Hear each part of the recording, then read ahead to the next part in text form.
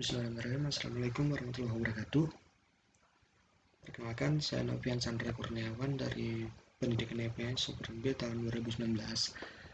Di mana di sini saya mau sedikit mengulas tentang kehidupan manusia pada zaman Mesolitikum. Yang dimana zaman Mesolitikum ini termasuk pada zaman prasejarah atau praaksara.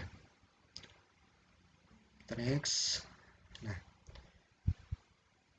seperti yang kita ketahui bahwa zaman praaksara itu dibagi menjadi 4 zaman, yakni zaman Paleotikum atau zaman Batu Tua, zaman Mesolitikum atau zaman Batu Tengah, yang nanti akan kita bahas, yang terdapat keunikan-keunikan tersendiri. Lalu ada zaman Batu Muda atau Neolitikum dan zaman Batu Besar Megalitikum. Kita masuk ke dalam materi Mesolitikum. Nah, pada zaman Mesolitikum ini, Nusantara ini kedatangan dua ras baru yang menggantikan dari ras sebelumnya pada zaman Paleotikum, yang namanya ini adalah ras Austromelanozoid dan ras Mongoloid, yang konon katanya kedua ras ini mereka memiliki kecerdasan yang lebih daripada manusia pada zaman sebelumnya. Kemudian kita next.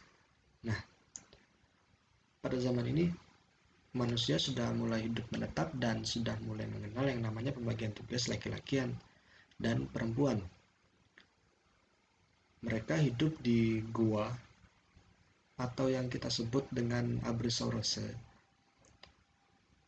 yang dimana kalau kita terjemahkan dari bahasa Prancis ke bahasa Indonesia, Abrusaurus ini adalah gua tempat berlindung, batu tempat berlindung. Jadi bisa kita gambarkan bahwa Abrusaurus ini adalah dia berbentuk seperti gua, seperti ya pokoknya dia seperti gua, dan identiknya mereka berada di pinggir laut, bukan pinggir laut, pinggir sungai atau di pinggir pantai gitu. Karena hidupnya sudah semi menetap, jadi mereka sudah mengenal yang namanya pembagian tugas. Yang laki-laki bertugas untuk mencari hewan buruan dan mencari alat-alat untuk masak, dan yang perempuan adalah tugasnya mengasuh anak dan memasak.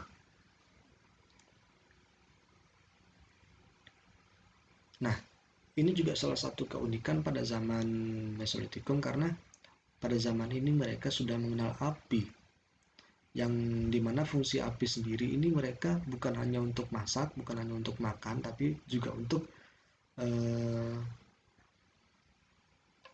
menghindari mereka dari zaman menghindari mereka dari serangan-serangan hewan buas, dan juga untuk menghangatkan diri pada malam hari. Jadi cara pembuatan api ini sendiri ialah dengan menggesek-gesekkan antara dua batu. Jadi dua batu tersebut digesek-gesekkan, karena pada zaman itu belum ada korek. Digesek-gesekkan, kemudian di bawahnya itu ditaruh dedaunan kering dan dikoneksikan gitu. Yang kemudian api tersebut akan menjadi api. Begitu. Dan api ini pada zaman Paleotikum itu belum ada. Jadi manusia pada zaman Paleotikum itu makan ya setelah mereka berburu, mereka akan menguliti mereka. Jadi sistemnya begini, maksudnya urutannya begini, mereka berburu, mereka melempar hewan buruan tersebut dengan batu, saya lupa namanya apa. Terus mereka datang menghampiri, memastikan hewan itu mati atau enggak. Setelah hewan itu dipastikan mati, mereka akan menguliti hewan tersebut dan langsung memakannya. Namun pada zaman Mesolitikum ini berbeda, karena sudah ada api, jadi mereka memanggang terlebih dahulu hewan hasil buruannya. Nah, pada zaman ini mereka juga sudah mengenal yang namanya sebuah kepercayaan, sebuah kepercayaan yang mereka anut, yakni animisme dan dinamisme, yang dimana hal ini bisa ditunjukkan dengan lukisan-lukisan yang ada di goa Leang-Leang yang ada di Sulawesi. Jadi ini merupakan cap tangan yang mereka percayai itu bisa mengusir roh-roh jahat.